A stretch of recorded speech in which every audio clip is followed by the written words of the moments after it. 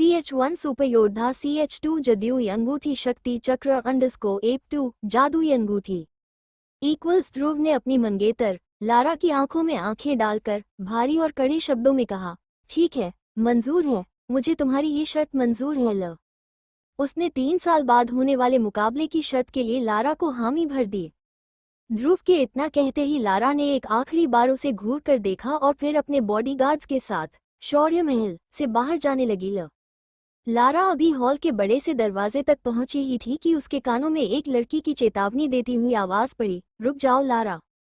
जैसे ही लारा ने मुड़कर देखा तो उसे गुलाबी रंग के गाउन में ईरा दिखाई दी ल। ईरा दिखने में बहुत ही खूबसूरत थी और किसी भी तरह से वो लारा से कम सुंदर नहीं थी ल। एक जालीदार खिड़की के पास में खड़ी ईरा के चारों तरफ से सूरज की रोशनी अंदर आ रही थी, जिससे ईरा को देखकर ऐसा लग रहा था मानो वो कोई स्वर्ग से आई हुई अप्सरा हो ल। ईरा ने लारा को देखते हुए कहा, मैं जानती हूँ कि आज तुमने जो कुछ भी किया है तुम्हें उस पर कोई पछतावा नहीं हो रहा होगा, क्योंकि अब तो तुम्हें ध्रुव का सामना करना ही होगा। और हाँ, एक बात और, कभी भी ये मत सोचना कि तुम अंबर दल की लीडर बन गई तो हम लोग डर जाएंगे, क्योंकि शौर्य दल में तुमसे ताकतवर लोग भी मौजूद हैं ल। ईरा की इस धमकी को लारा ने बड़े ध्यान से सुना, लेकिन वो बिना कुछ कहे वहां से चली गई। दूसरी तरफ सभी के जाने के बाद ध्रुव ने अपने पिता अरेंद्र से पूरे भरोसे के साथ कहा, बाबा, मैं आपसे वादा करता हूँ कि आज से ठीक 3 साल बाद लारा ज़यान और उसके पूरे खानदान को अपने किए पर पछतावा होगा ल। अब मैं ज़यान परिवार के सामने ही लारा को मुकाबले में हर रुपए आ की मात्रा बड़ा हूँ ग आ की मात्रा ल।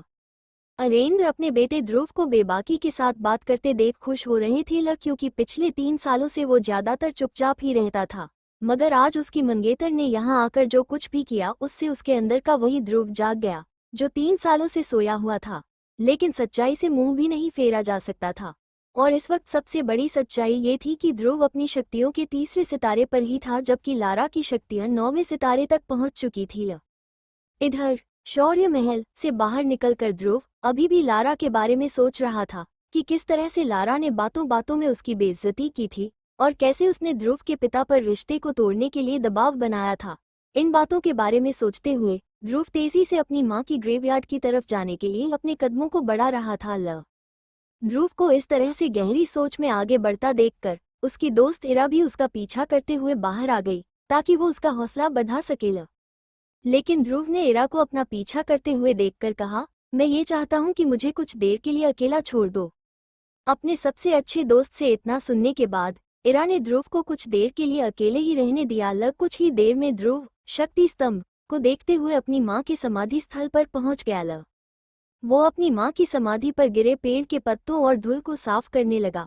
उसके बाद अपनी मां को याद करते हुए ध्रुव बातें करने लगा, मां, ऐसा क्यों हो रहा है मेरे साथ, मेरी शक्तियां आखिर क्यों नहीं बढ़ रही हैं? इस तरह तो मैं 3 साल के बाद भी लारा से मुकाबला नहीं कर पाऊंगा ल, और अगर कर भी लिया तो उसे हराऊंगा कैसे, आखिर कैसे? इतना कहते हुए हताश होकर ध्रुव ने अपना सर मां की समाधि पर रख दिया और अपनी आंखें बंद करते हुए कहा, 3 साल बाद सब कुछ खत्म हो जाएगा माँ। अगर मैं अपनी शक्तियों को वापस हासिल नहीं कर सका तो बाबा को पूरे मैसेडोरिया शहर के सामने शर्मिंदा होना पड़ेगा ल। अपनी माँ से बातें करते करते ध्रुव का गला सूख चुका था ल। उसने अपने आप को संभाला और कहा, अब तो माँ मुझे ऐसा लगता है कि जब मैं आपकी दुनिया में आऊँगा तो आपको अपना चेहरा कैसे दिखाऊंगा, क्योंकि मैंने ऐसा तो कोई काम किया ही नहीं जिससे कि मैं आपका नाम रोशन कर सकूँ ल। क्यों माँ, आखिर मेरी शक्तियाँ क्यों नहीं बढ़ रही हैं? ये कहते हुए ध्रुव ने अपनी मुट्ठी बंद की और जमीन पर जोर जोर से अपना हाथ पीटने लगा। वो लगातार जमीन पर अपना हाथ मार रहा था। कुछ देर बाद थककर उसने कहा, माँ, अब तो कोई चमत्कार, कोई करिश्मा ही मुझे मेरी शक्तियाँ वापस दिला सकता है ल। तभी उसके कानों में एक आवाज गूंजी, ध्रुव, क्या तुम मुझे सुन पा रहे हो? अपना नाम सुनते ही ध्रुव ने इधर उधर देखा। ध्रुव हैरान हो गया क्योंकि इस वक्त उसकी माँ की समाधि पर उसके अलावा कोई भी नहीं था ल। तभी उसके कानों में दोबारा वही आवाज गूंजी, ध्रुव, ऐसा लगता है कि तुम किसी मुसीबत में हो और तुम्हें थोड़ी मदद की जरूरत है। इस बार इस आवाज को सुनकर ध्रुव अपनी जगह पर खड़ा हो गया और समाधि के चारों तरफ घूमकर देखने लगा, लेकिन उसे वहां पर कोई भी नजर नहीं आया। तभी एक बार फिर से उसके कानों में वो आवाज सुनाई पड़ी, मुझे इधर उधर ढूंढना बंद करो ध्रुव, मैं तो तुम्हारी अंगूठी में हूँ ल। इतना सुनते ही उसने अपने सीधे हाथ की एक उंगली में काले पत्थर से बनी एक अंगूठी की तरफ देखा। ये अंगूठी ध्रुव को उसकी माँ का दिया हुआ आखिरी तोहफा था। देखते ही देखते ध्रुव की अंगूठी में हलचल शुरू हो गई, जिसे देखकर वो थोड़ा हड़बड़ा गया। उसने अपने उल्टे हाथ से सीधे हाथ को संभालने की कोशिश की जिसमें उसने अंगूठी पहनी हुई थी, लेकिन तभी उसे अचानक एक जोर का झटका लगा जिससे वो जमीन पर जा गिरा। देखते ही देखते उसकी अंगूठी में से एक सफेद रंग का धुआं साय के रूप में बाहर निकला। फिर उस साय ने एक बूढ़े आदमी का रूप ले लिया। अपने सामने ये सब होता देखकर ध्रुव को अपनी आंखों पर यकीन नहीं हो रहा था। ध्रुव ने हड़बड़ाते हुए उस बूढ़े आदमी से पूछा, कौन हो तुम? ध्रुव के ये पूछते ही उस बूढ़े आदमी का सफेद साया उसके चारों तरफ घूमने लगा। उसे देखने के लिए ध्रुव को बार बार इधर से उधर गोल गोल घूमना पड़ रहा था। कभी वो साया ध्रुव के सामने होता तो कभी पलक झपकते ही उसके पीछे चला जाता। ध्रुव ने हड़बड़ाते हुए दौबाव पूछा, कौन हो तुम और तुम मेरी अंगूठी में क्या कर रहे थे? वो साया कुछ देर तक ध्रुव के चारों तरफ घूमने के बाद उसके सवालों का जवाब देने के लिए उसके सामने आकर एक जगह पर रुक गया। मैं कौन हूँ ये जानना तुम्हारे लिए जरूरी नहीं है, लेकिन हाँ, मैं तुम्हें किसी तरह की परेशानी नहीं होने दूंगा। इतना कहते हुए वो साया हंसने लगा और फिर उसने अपनी बात को आगे बढ़ाते हुए कहा, मुझे तो तुम्हारा शुक्रिया अदा करना चाहिए। आखिर तुमने पिछले 3 सालों से मुझे अपनी अंगूठी में संभाल कर रखा और देखो, आज मुझे नींद से भी जगा दिया। शुक्रिया ध्रुव, तुम्हारा बहुत बहुत शुक्रिया। तुम्हारे अंदर कुछ अलग ही बात है। मुझे अभी नहीं पता कि वो क्या बात है, लेकिन हाँ, वो बात कुछ अलग ही है। उस साय से इतनी बातें सुनने के बाद ध्रुव ने गुस्सा करते हुए कहा, तो तुम पिछले 3 सालों से मेरी अंगूठी में छिपकर बैठे हो। कहीं तुम्हारी वजह से ही तो मेरी शक्तियां कम नहीं हो रही थी, क्योंकि जब से तुम मेरी अंगूठी में छुपकर बैठे हो तब से मेरी शक्तियां बढ़ नहीं रही हैं। ध्रुव की इस बात पर वो साया और ज्यादा हंसने लगा। उसे इस तरह से हंसता देखकर ध्रुव ने अपने गुस्से को बरकरार रखते हुए कहा, इसका मतलब मैं सही समझ रहा हूँ? तुम्हारी वजह से ही पिछले 3 सालों तक मुझे मैसेडोरिया शहर के लोगों के सामने शर्मिंदा होना पड़ा। अभी भी वो साया हंस ही रहा था, जिस पर अब ध्रुव को बहुत ज्यादा गुस्सा आने लगा और उसके मासूम से दिखने वाले चेहरे पर अब खतरनाक हाव भाव दिखाई देने लगे। वो इस वक्त इतने गुस्से में था कि उसने अपनी माँ की दी हुई आखिरी निशानी की भी परवाह नहीं की। ध्रुव ने गुस्से में अपनी अंगूठी को निकाला और उसे दूर चट्टान की ओर फेंक दिया। ध्रुव को इतना परेशान होता देखकर उस साय ने कहा, सुनो ध्रुव, जो होना था वो हो चुका। अब इस तरह से तुम्हारे गुस्सा करने से कुछ भी नहीं होगा। लेकिन हाँ, अगर तुम मेरा साथ दोगे तो मैं तुम्हारे बहुत काम आ सकता हूँ। ये बात ध्रुव को कुछ समझ नहीं आई। उसने उस साय से पूछा, आखिर तुम क्या चाहते हो? ध्रुव के इस सवाल का जवाब देने के लिए वो साया फिर से उसके सामने एक जगह पर हवा में रुक गया और कहने लगा, ये हुई ना बात। मैं चाहता हूँ कि तुम मुझे फिर से अपनी अंगूठी में रहने की जगह दो, बदले में मैं तुम्हें। वो साया इसके आगे कुछ कहता उसके पहले ही ध्रुव ने कहा, नहीं नहीं, कभी नहीं, कभी भी नहीं। मैं ऐसी गलती अब दोबारा नहीं करने वाला। मैं अब भूलकर भी उस अंगूठी को दोबारा नहीं पहनूंगा। तब उस साय ने अपने हाथ में उस अंगूठी को दिखाकर ध्रुव को समझाते हुए कहा, क्या तुम नहीं चाहते कि लोग तुम्हारी फिर से इज्जत करें, फिर से तुम्हारी शक्तियों का सितारा 3 से 9 तक पहुंचे? क्या तुम नहीं चाहते कि तुम एक बार फिर से एकलव्य कहलाए जाओ? उस साय की इस तरह की बातों ने ध्रुव की धड़कनों को तेज कर दिया और अब ध्रुव न चाहते हुए भी उस साय की बातों को सुनना चाहता था। तभी उस साय ने आगे कहा, चलो ध्रुव, मैं मानता हूँ कि अंगूठी नहीं पहनने से भी तुम अपनी शक्तियों को वापस हासिल करने लगोगे, लेकिन तुम भी इस बात को अच्छे से समझते हो कि अब तुम्हारे पास ज्यादा वक्त नहीं है। ध्रुव से ये बात करते हुए अब वो साया फिर से उसके चारों तरफ घूम रहा था। उसने ध्रुव से आगे कहा, ध्रुव, तुम 15 साल के हो चुके हो, मतलब कि तुम्हारे पास अब से सिर्फ 1 साल का समय है और 1 साल में तुम्हारी शक्ति 7वें सितारे तक नहीं पहुंची तो नियम के मुताबिक तुम्हें शौर्य दल और मेसोडोरिया शहर से बाहर निकाल दिया जाएगा। ध्रुव उस साय की बातें सुनकर हैरान हो गया। उसने हैरानी के साथ पूछा, लेकिन तुम्हें इन सब के बारे में कैसे पता? मुझे ये कैसे पता, इसके बारे में सोचना छोड़ो और जो मैं कह रहा हूँ उस पर ध्यान दो। अब फिर से ध्रुव उस साय की बातों को ध्यान से सुनने लगा। उसने अपनी बात को आगे बढ़ाते हुए कहा, और सबसे बड़ी बात, 3 साल बाद तुम्हें अपनी मंगेतर लारा का भी तो सामना करना है। लारा का नाम सुनते ही ध्रुव ने गुस्से में कहा, उसका तो नाम भी मेरे सामने मत लेना। ध्रुव को इस तरह से गुस्सा होते देखकर उस साय ने हंसते हुए कहा, ध्रुव, तुम्हारे इस तरह से गुस्सा करने से कुछ नहीं होने वाला है। अब तुम्हें अपने सच को स्वीकार कर लेना चाहिए। और तुम्हारा सच यही है कि 3 साल बाद तुम्हें अपनी मंगेतर लारा का सामना करना होगा। इस बार ध्रुव ने आगे आकर उस साय से पूछा, तो क्या करूं मैं? तुम्हें वो करना चाहिए जो मैं कह रहा हूँ। तुम इस अंगूठी को फिर से पहनकर मुझे अपनी जिंदगी में शामिल कर लो, फिर देखो किस तरह से मैं तुम्हारी जिंदगी बदल दूंगा। मैं तुम्हें इतना शक्तिशाली बना दूंगा कि तुम अपने सामने आने वाली हर मुसीबत का सामना हिम्मत से कर पाओगे। और हाँ, डरो मत, इस बार मैं तुम्हारी शक्तियों को नहीं लूंगा। ये बात तुम्हें बाद में समझ आ जाएगी कि अब तक ऐसा क्यों किया मैंने। धीरे धीरे तुम्हें उसका कारण समझ आ जाएगा, लेकिन अब तुम्हें डरने की जरूरत नहीं। ध्रुव को अपनी खोई हुई शक्तियों को वापस हासिल करने का इसके अलावा कोई और दूसरा रास्ता नजर नहीं आ रहा था। तब ध्रुव ने सपाट लहजे में कहा, ठीक है, मैं तैयार हूँ। ध्रुव के इतना कहते ही वो सफेद रंग का साया हंसते हुए उसके पास से बहुत तेजी से निकला। वो उसके चारों तरफ इर्द गिर्द घूमने लगा, जिससे ध्रुव का संतुलन बिगड़ गया और वो एक बार फिर से जमीन पर जा गिरा। तब ध्रुव ने कहा, अरे ये क्या कर रहे हो, मेरे सारे कपड़े खराब कर दिए। जमीन से उठने के बाद ध्रुव ने उससे एक सवाल किया, वैसे तुमने अभी तक मुझे अपना नाम नहीं बताया। मेरा नाम विदुर है, लेकिन तुम मुझे सिर्फ गुरुदेव या फिर आचार्य कहना। ठीक है आचार्य विदुर, तो आप मेरी ट्रेनिंग कब से शुरू करेंगे? विदुर ने कहा, बहुत ही जल्द। तभी अचानक ध्रुव ने विदुर से पूछा, आचार्य क्या आपको करिश्माई शरबत के बारे में कुछ पता है? विदुर ने तुरंत जवाब देते हुए कहा, मेरे हिसाब से वो दुनिया का सबसे वाहियात किस्म का शरबत है। मैं तुम्हारे लिए एक खास चीज बनाऊंगा, अमृतधारा, उससे तुम्हें बहुत मदद मिलने वाली है। ध्रुव ने हैरान होते हुए पूछा, क्या कहा? अमृतधारा, ये क्या है और इसके क्या फायदे हैं? ध्रुव के सवालों से परेशान होकर विदुर ने कहा, तुम सवाल बहुत पूछते हो।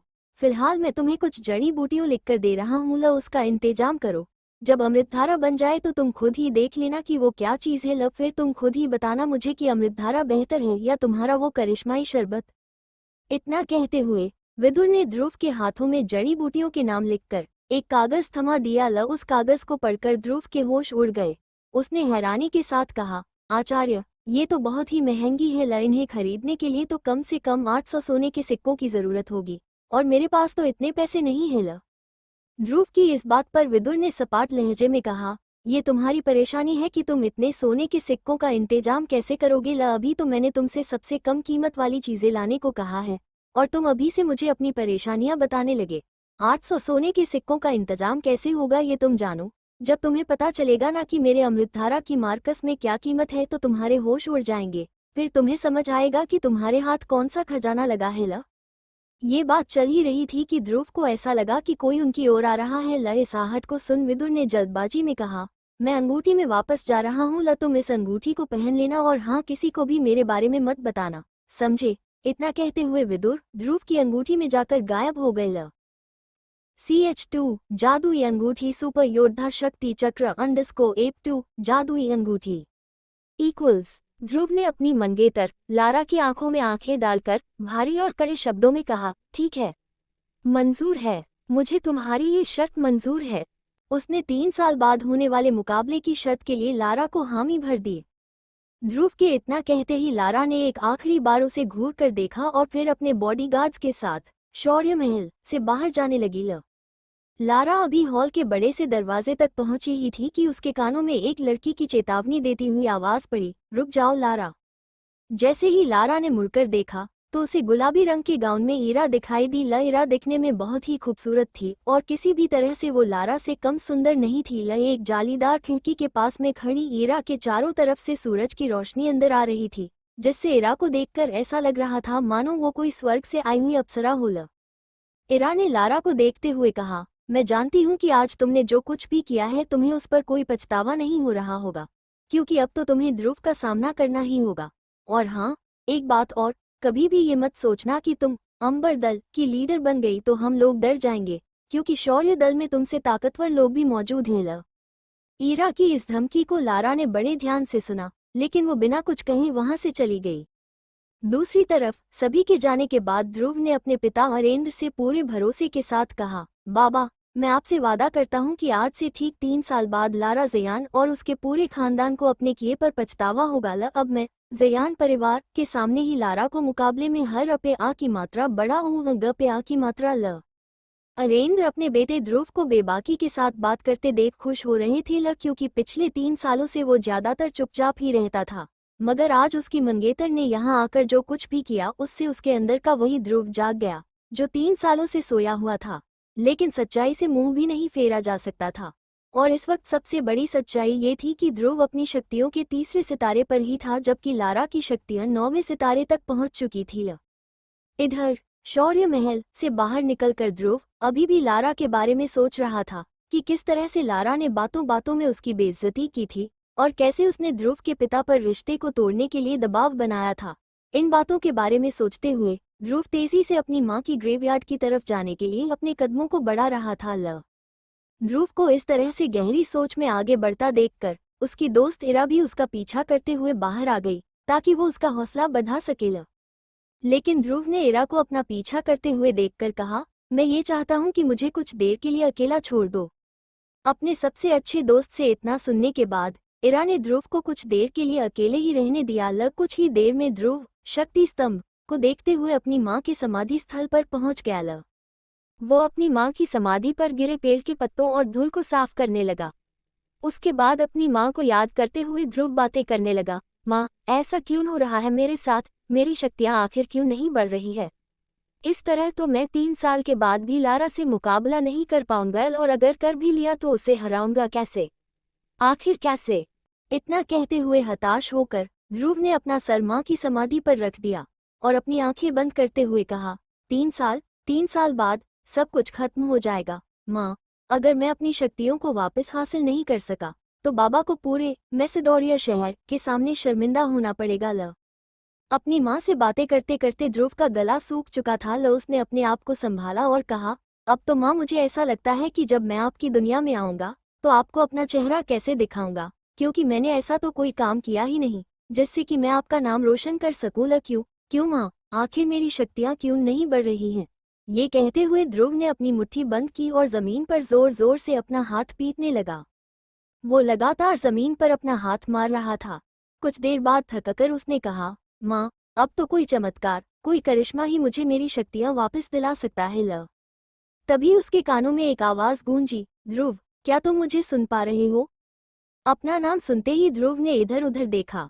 ध्रुव हैरान हो गया क्योंकि इस वक्त उसकी मां की समाधि पर उसके अलावा कोई भी नहीं था। तभी उसके कानों में दोबारा वही आवाज गूंजी, ध्रुव, ऐसा लगता है कि तुम किसी मुसीबत में हो और तुम्हें थोड़ी मदद की जरूरत है।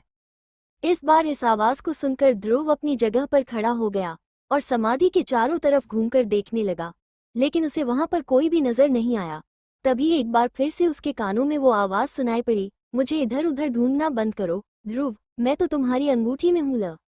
इतना सुनते ही उसने अपने सीधे हाथ की एक उंगली में काले पत्थर से बनी एक अंगूठी की तरफ देखा। ये अंगूठी ध्रुव को उसकी मां का दिया हुआ आखिरी तोहफा था। देखते ही देखते ध्रुव की अंगूठी में हलचल शुरू हो गई, जिसे देखकर वो थोड़ा हड़बड़ा गया।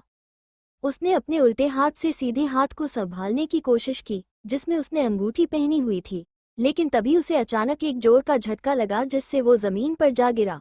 देखते ही देखते उसकी अंगूठी में से एक सफेद रंग का धुआं साए के रूप में बाहर निकला। फिर उस साए ने एक बूढ़े आदमी का रूप ले लिया। अपने सामने ये सब होता देखकर ध्रुव को अपनी आंखों पर यकीन नहीं हो रहा था। ध्रुव ने हड़बड़ाते हुए उस बूढ़े आदमी से पूछा, कौन हो तुम? ध्रुव के ये पूछते ही उस बूढ़े आदमी का सफेद साया उसके चारों तरफ घूमने लगा। उसे देखने के लिए ध्रुव को बार बार इधर से उधर गोल गोल घूमना पड़ रहा था। कभी वो साया ध्रुव के सामने होता तो कभी पलक झपकते ही उसके पीछे चला जाता। ध्रुव ने हड़बड़ाते हुए दोबारा पूछा, कौन हो तुम और तुम मेरी अंगूठी में क्या कर रहे थे? वो साया कुछ देर तक ध्रुव के चारों तरफ घूमने के बाद उसके सवालों का जवाब देने के लिए उसके सामने आकर एक जगह पर रुक गया। मैं कौन हूँ ये जानना तुम्हारे लिए जरूरी नहीं है, लेकिन हाँ, मैं तुम्हें किसी तरह की परेशानी नहीं होने दूंगा। इतना कहते हुए वो साया हंसने लगा और फिर उसने अपनी बात को आगे बढ़ाते हुए कहा, मुझे तो तुम्हारा शुक्रिया अदा करना चाहिए। आखिर तुमने पिछले 3 सालों से मुझे अपनी अंगूठी में संभाल कर रखा और देखो, आज मुझे नींद से भी जगा दिया। शुक्रिया ध्रुव, तुम्हारा बहुत बहुत शुक्रिया। तुम्हारे अंदर कुछ अलग ही बात है। मुझे अभी नहीं पता कि वो क्या बात है, लेकिन हाँ, वो बात कुछ अलग ही है। उस साय से इतनी बातें सुनने के बाद ध्रुव ने गुस्सा करते हुए कहा, तो तुम पिछले 3 सालों से मेरी अंगूठी में छिपकर बैठे हो। कहीं तुम्हारी वजह से ही तो मेरी शक्तियाँ कम नहीं हो रही थी, क्योंकि जब से तुम मेरी अंगूठी में छुपकर बैठे हो तब से मेरी शक्तियाँ बढ़ नहीं रही हैं। ल ध्रुव की इस बात पर वो साया और ज्यादा हंसने लगा। ल उसे इस तरह से हंसता देखकर ध्रुव ने अपने गुस्से को बरकरार रखते हुए कहा, इसका मतलब मैं सही समझ रहा हूँ ल तुम्हारी वजह से ही पिछले 3 सालों तक मुझे मैसेडोरिया शहर के लोगों के सामने शर्मिंदा होना पड़ा। ल अभी भी वो साया हंस ही रहा था ल जिस पर अब ध्रुव को बहुत ज्यादा गुस्सा आने लगा और उसके मासूम से दिखने वाले चेहरे पर अब खतरनाक हाव भाव दिखाई देने लगे। ल वो इस वक्त इतने गुस्से में था कि उसने अपनी माँ की दी हुई आखिरी निशानी की भी परवाह नहीं की। ल ध्रुव ने गुस्से में अपनी अंगूठी को निकाला और उसे दूर चट्टान की ओर फेंक दिया। ल ध्रुव को इतना परेशान होता देखकर उस साये ने कहा, सुनो ध्रुव, जो होना था वो हो चुका। ल अब इस तरह से तुम्हारे गुस्सा करने से कुछ भी नहीं होगा। ल लेकिन हाँ, अगर तुम मेरा साथ दोगे तो मैं तुम्हारे बहुत काम आ सकता हूँ। ल ये बात ध्रुव को कुछ समझ नहीं आई। ल उसने उस साये से पूछा, आखिर तुम क्या चाहते हो? ध्रुव के इस सवाल का जवाब देने के लिए वो साया फिर से उसके सामने एक जगह पर हवा में रुक गया और कहने लगा, ये हुई ना बात। मैं चाहता हूँ कि तुम मुझे फिर से अपनी अंगूठी में रहने की जगह दो, बदले में मैं तुम्हें। वो साया इसके आगे कुछ कहता उसके पहले ही ध्रुव ने कहा, नहीं नहीं, कभी नहीं, कभी भी नहीं, मैं ऐसी गलती अब दोबारा नहीं करने वाला। ल मैं अब भूलकर भी उस अंगूठी को दोबारा नहीं पहनूंगा। तब उस साये ने अपने हाथ में उस अंगूठी को दिखाकर ध्रुव को समझाते हुए कहा, क्या तुम नहीं चाहते कि लोग तुम्हारी फिर से इज्जत करें, फिर से तुम्हारी शक्तियों का सितारा 3 से 9 तक पहुंचे? क्या तुम नहीं चाहते कि तुम एक बार फिर से एकलव्य कहलाए जाओ? उस साये की इस तरह की बातों ने ध्रुव की धड़कनों को तेज कर दिया और अब ध्रुव न चाहते हुए भी उस साये की बातों को सुनना चाहता था। ल तभी उस साये ने आगे कहा, चलो ध्रुव, मैं मानता हूँ कि अंगूठी नहीं पहनने से भी तुम अपनी शक्तियों को वापस हासिल करने लगोगे, लेकिन तुम भी इस बात को अच्छे से समझते हो कि अब तुम्हारे पास ज्यादा वक्त नहीं है। ल ध्रुव से ये बात करते हुए अब वो साया फिर से उसके चारों तरफ घूम रहा था। उसने ध्रुव से आगे कहा, ध्रुव, तुम 15 साल के हो चुके हो, मतलब कि तुम्हारे पास अब से सिर्फ 1 साल का समय है और 1 साल में तुम्हारी शक्ति 7वें सितारे तक नहीं पहुंची तो नियम के मुताबिक तुम्हें शौर्य दल और मेसोडोरिया शहर से बाहर निकाल दिया जाएगा। ध्रुव उस साये की बातें सुनकर हैरान हो गया। ल उसने हैरानी के साथ पूछा, लेकिन तुम्हें इन सब के बारे में कैसे पता? मुझे ये कैसे पता? इसके बारे में सोचना छोड़ो और जो मैं कह रहा हूँ उस पर ध्यान दो। अब फिर से ध्रुव उस साये की बातों को ध्यान से सुनने लगा। ल उसने अपनी बात को आगे बढ़ाते हुए कहा, और सबसे बड़ी बात, 3 साल बाद तुम्हें अपनी मंगेतर लारा का भी तो सामना करना है। लारा का नाम सुनते ही ध्रुव ने गुस्से में कहा, उसका तो नाम भी मेरे सामने मत लेना। ध्रुव को इस तरह से गुस्सा होते देखकर उस साये ने हंसते हुए कहा, ध्रुव, तुम्हारे इस तरह से गुस्सा करने से कुछ नहीं होने वाला है। अब तुम्हें अपने सच को स्वीकार कर लेना चाहिए, और तुम्हारा सच यही है कि 3 साल बाद तुम्हें अपनी मंगेतर लारा का सामना करना होगा। ल इस बार ध्रुव ने आगे आकर उस साये से पूछा, तो क्या करूं मैं? तुम्हें वो करना चाहिए जो मैं कह रहा हूं। ल तुम इस अंगूठी को फिर से पहनकर मुझे अपनी जिंदगी में शामिल कर लो, फिर देखो किस तरह से मैं तुम्हारी जिंदगी बदल दूंगा। ल मैं तुम्हें इतना शक्तिशाली बना दूंगा कि तुम अपने सामने आने वाली हर मुसीबत का सामना हिम्मत से कर पाओगे।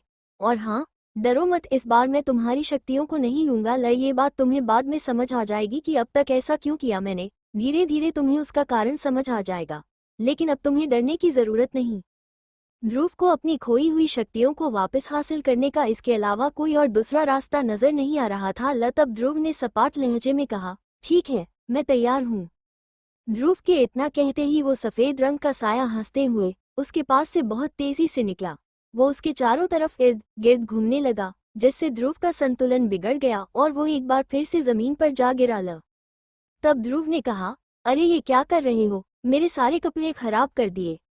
जमीन से उठने के बाद ध्रुव ने उससे एक सवाल किया, वैसे तुमने अभी तक मुझे अपना नाम नहीं बताया। ल मेरा नाम विदुर है, लेकिन तुम मुझे सिर्फ गुरुदेव या फिर आचार्य कहना। ठीक है आचार्य विदुर, तो आप मेरी ट्रेनिंग कब से शुरू करेंगे?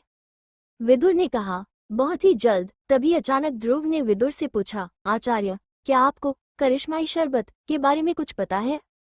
विदुर ने तुरंत जवाब देते हुए कहा, मेरे हिसाब से वो दुनिया का सबसे वाहियात किस्म का शरबत है। मैं तुम्हारे लिए एक खास चीज बनाऊंगा, अमृतधारा, उससे तुम्हें बहुत मदद मिलने वाली है। ल ध्रुव ने हैरान होते हुए पूछा, क्या कहा? अमृतधारा, ये क्या है और इसके क्या फायदे हैं? ध्रुव के सवालों से परेशान होकर विदुर ने कहा, तुम सवाल बहुत पूछते हो। फिलहाल मैं तुम्हें कुछ जड़ी बूटियों लिखकर दे रहा हूँ, लो उसका इंतजाम करो। जब अमृतधारा बन जाए तो तुम खुद ही देख लेना कि वो क्या चीज़ है, लब फिर तुम खुद ही बताना मुझे कि अमृतधारा बेहतर है या तुम्हारा वो करिश्माई शरबत। इतना कहते हुए विदुर ने ध्रुव के हाथों में जड़ी बूटियों के नाम लिखकर एक कागज थमा दिया। ल उस कागज को पढ़कर ध्रुव के होश उड़ गए। उसने हैरानी के साथ कहा, आचार्य, ये तो बहुत ही महंगी है। ल इन्हें खरीदने के लिए तो कम से कम 800 सोने के सिक्कों की जरूरत होगी, और मेरे पास तो इतने पैसे नहीं है। ल ध्रुव की इस बात पर विदुर ने सपाट लहजे में कहा, ये तुम्हारी परेशानी है कि तुम इतने सोने के सिक्कों का इंतजाम कैसे करोगे। ल अभी तो मैंने तुमसे सबसे कम कीमत वाली चीजें लाने को कहा है, और तुम अभी से मुझे अपनी परेशानियां बताने लगे। 800 सोने के सिक्कों का इंतजाम कैसे होगा ये तुम जानो। जब तुम्हें पता चलेगा ना कि मेरे अमृतधारा की मार्कस में क्या कीमत है तो तुम्हारे होश उड़ जाएंगे। फिर तुम्हें समझ आएगा कि तुम्हारे हाथ कौन सा खजाना लगा है। ल ये बात चल ही रही थी कि ध्रुव को ऐसा लगा कि कोई उनकी ओर आ रहा है। ल इस आहट को सुन विदुर ने जल्दबाजी में कहा, मैं अंगूठी में वापस जा रहा हूँ। ल तुम इस अंगूठी को पहन लेना, और हाँ, किसी को भी मेरे बारे में मत बताना, समझे। इतना कहते हुए विदुर ध्रुव की अंगूठी में जाकर गायब हो गए। ल